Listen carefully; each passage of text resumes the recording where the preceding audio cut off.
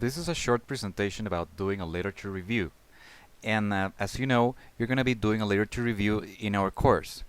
So there are some aspects that we need to take into account when we write a literature review. So first of all, what's a literature review? Okay, it can be defined as a retrospective account of the state of the art of a certain field of research. And it is also described as a critical analysis of what has or has not been done in that field. And we need to be careful with the point of being critical here, because being critical doesn't mean being negative. So it's important to acknowledge what is good and in the literature that we survey. So what should you do in a literature review exactly? Okay, it is not a mere description of research studies and theory. So you should also provide your own analysis, your critique, your discussion of the sources you're quoting. So this is very important. So if you're including a quotation, you should also discuss it. So a literature review should not be understood as a list of quotations or as a list of pieces of text written by other people. You need to provide your own analysis, your own critique. And well, in a literature review, you also identify the claims made in previous research studies and analyze the support, the arguments provided in this pieces of research. And once more, you're supposed to cite and discuss the literature that you include in your literature review. And why should you do a literature review? Well, one reason is to find gaps in the literature, what needs to be done, are there problems or flaws in the literature. This could give you ideas to support your research project. Another reason is to elaborate on existing knowledge. This is that we don't need to reinvent the wheel. We can borrow ideas that are valid and that are useful for our purposes. To provide a framework for your research, a theoretical framework, you can base your research on a certain theory, a certain perspective that can frame the idea that you want to develop as a research project. To learn about opposing opinions, and if you consider counter arguments, you will be better prepared to counter them in your research and to find ways to solve problems that other researchers have found previously. To identify research methods and instruments that can be useful. Again, this has to do with the point of not reinventing or not having to reinvent the wheel. If you find any ideas that seem to be useful, feasible for your project, you can borrow them. And if there are any instruments that were used that you think could be adapted to your project, you can do so as long as you give credit to the author who designed them. We'll have to discover new ideas relevant to your topic. When we start brainstorming ideas about a possible research topic, sometimes we cannot be very specific, but once we start reading and become more familiar with the topic, some new ideas emerge that can help narrow down your initial topic or your initial idea. To find extra literature, sometimes you're reading an article and you find interesting references, and now it's easier because of the internet and databases.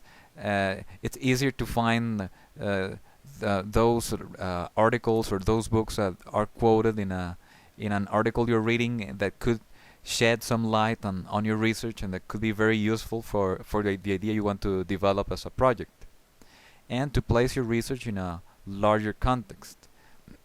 So there is a big area that your research belongs to. So it's important to identify where your research fits into the existing knowledge.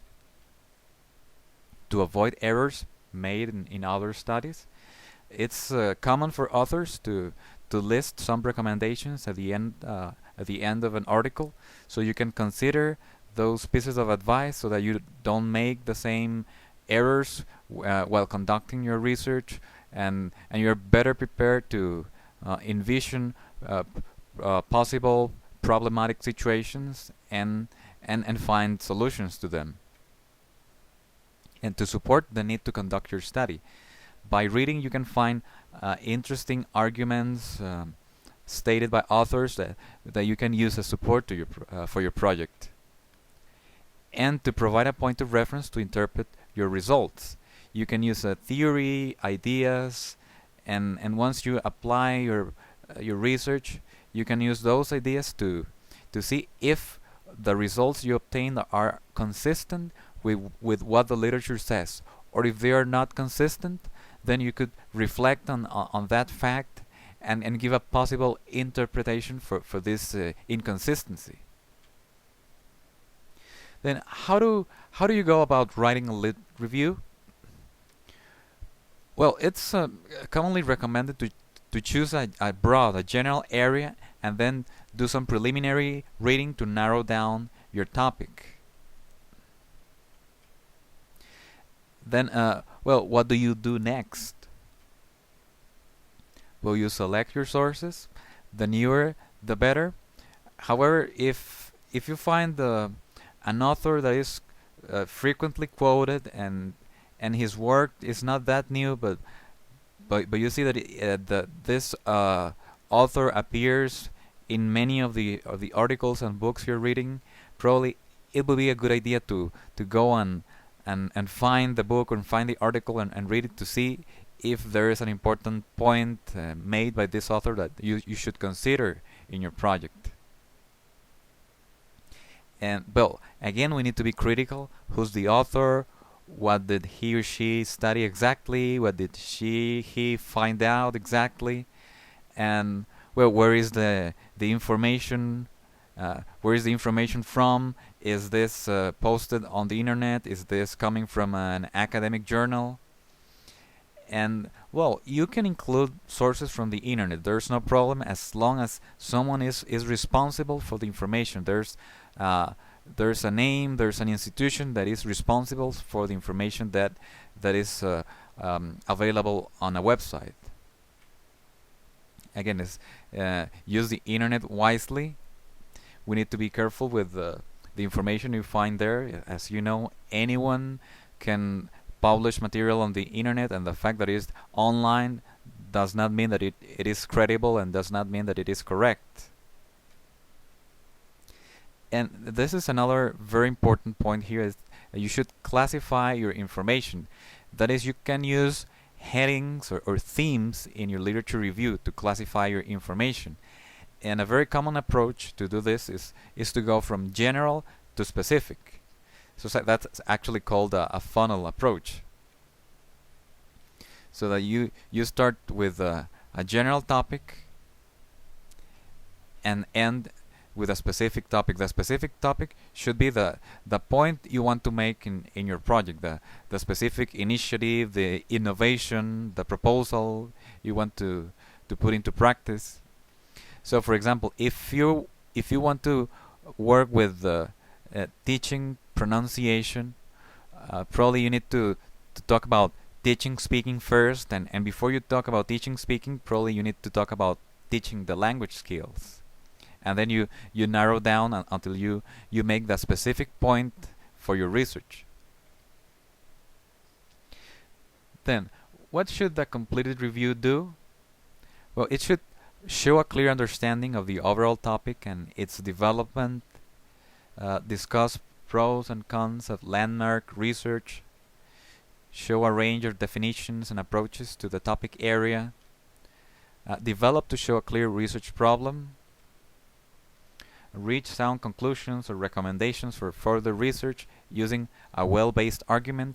This will support the need, the rationale for conducting your project. And here are some references that you can look at later on.